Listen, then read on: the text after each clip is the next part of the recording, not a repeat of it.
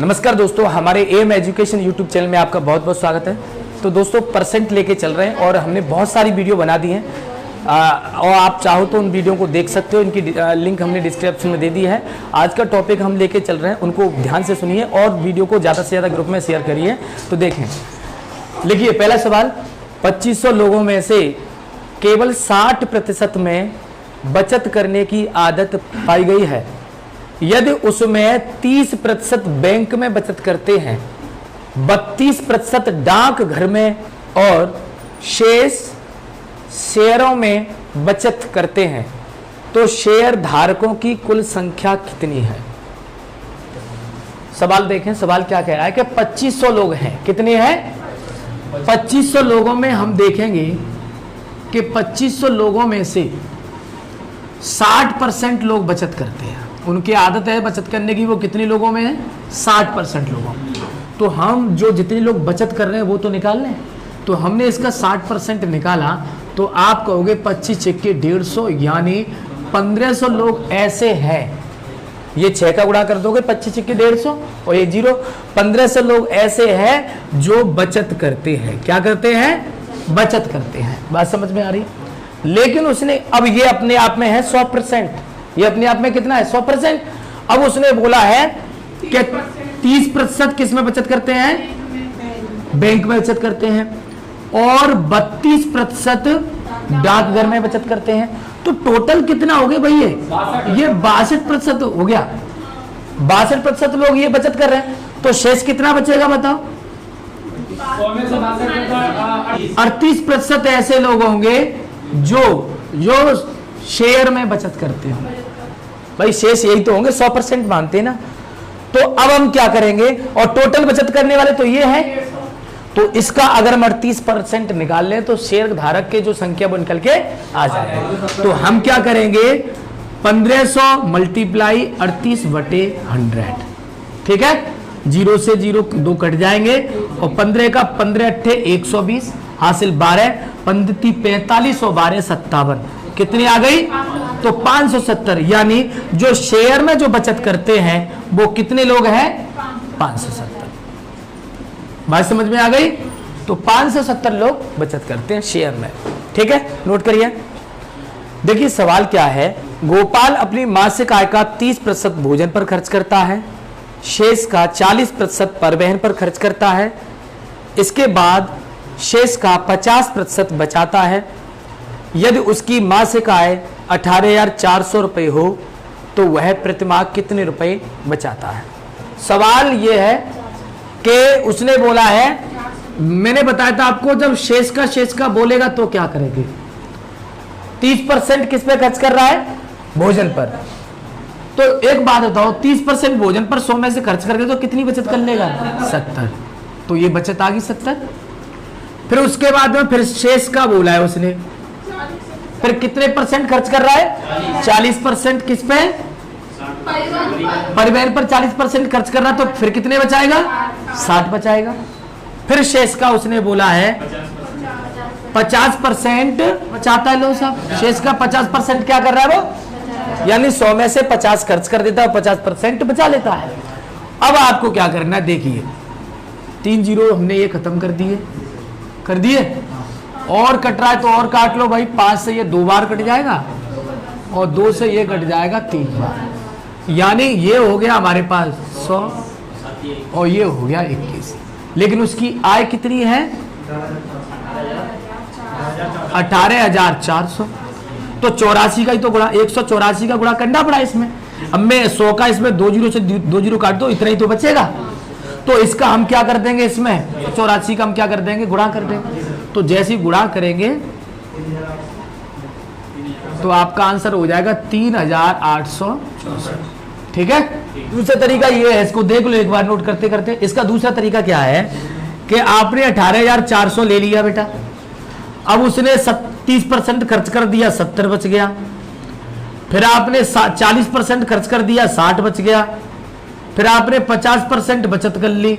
लो साहब, अब ये 2 0 से ये 2 0 खत्म, ये 3 0 से ये 3 0 खत्म, 5 से ये 2 बार और 2 से ये 3 बार। अब ये 184 में 7 21 का गुणा करोगे तो 3,800 आई बात समझ में?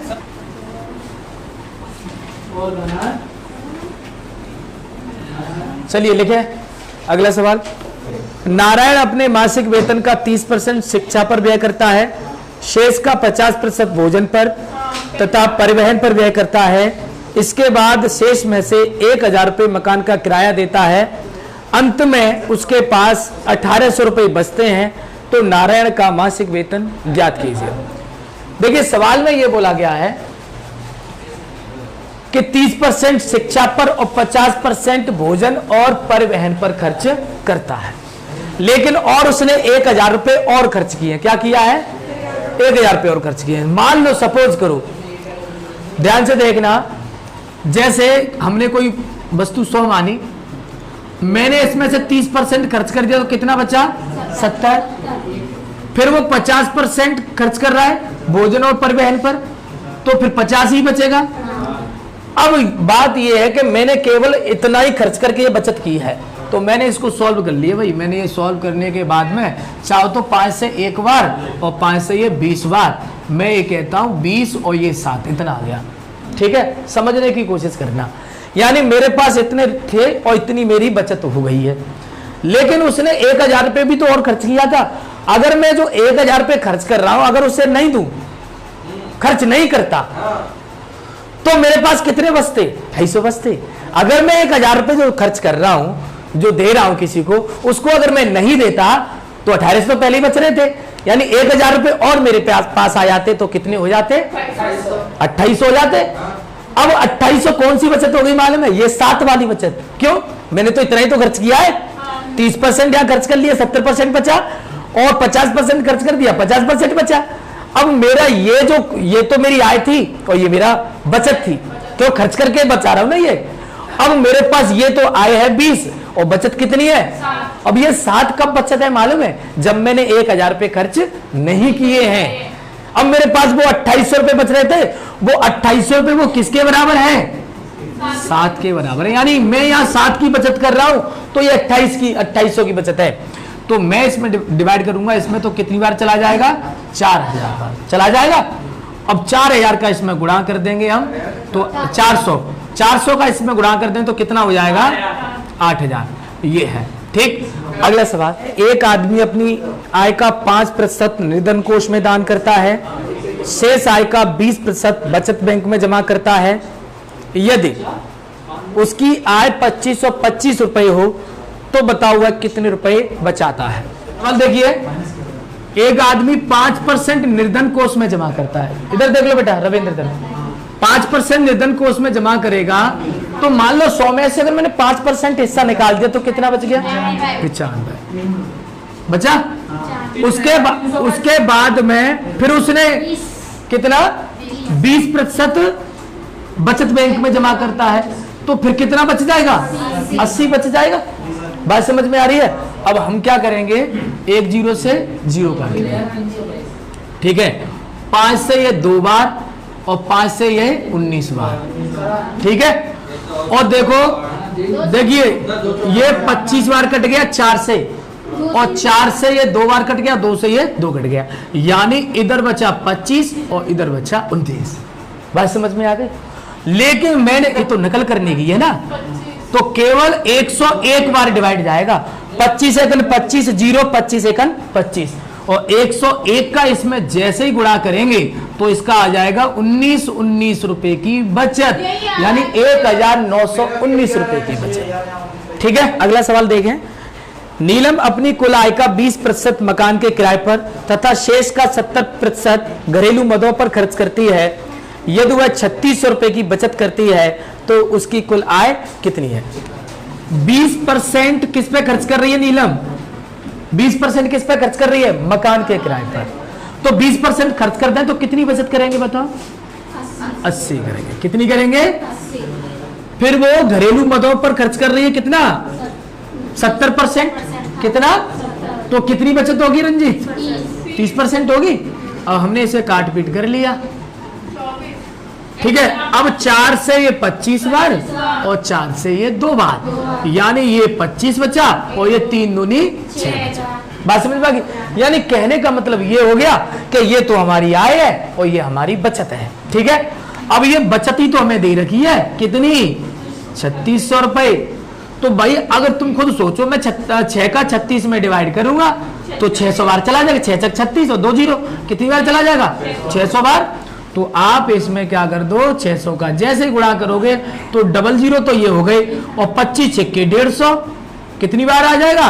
15,000 बार। यानी उसकी आय कितनी हो जाएगी? 15,000 रुपए। ठीक है, पी की आय क्यू की आय से 50% अधिक है तथा क्यू की आय आर की आय से 50% अधिक है, तो पी की आय आर की आय से कितने प्रतिशत अधिक है? यानी इसमें 3 लोग हैं, एक है पी, एक है क्यू और एक है आर। 3 लोग हैं भैया। ठीक है, तो ये कह रहा है कि पी की आय तो इससे 50% ज्यादा है, बोला है इसने, और क्यू की आय किससे ज्यादा है? इससे 50% ज्यादा है। सही बात है कि नहीं है? समझना सवाल को। तुम कहते हो समझ नहीं आता, क्यों नहीं आएगा? देखो भाई, ये तो कहो पी की आय तो इससे 50% ज्यादा है और क्यू की आय इससे 50% ज्यादा है। मान लो परसेंट की बात करें, अगर मैं इसको 100 मान लूं और 50 जैसे जोड़ें तो ये कितना हो जाएगा? 150। यानी अब ये मन जोड़ देना कि 50 जोड़ दो, इसे कह दो 200, ऐसा नहीं होगा। अब ये देखो, मैंने आपको क्या बताया था, 100 में तो डायरेक्ट हम अधिक जोड़ सकते हैं, बताया था मैंने।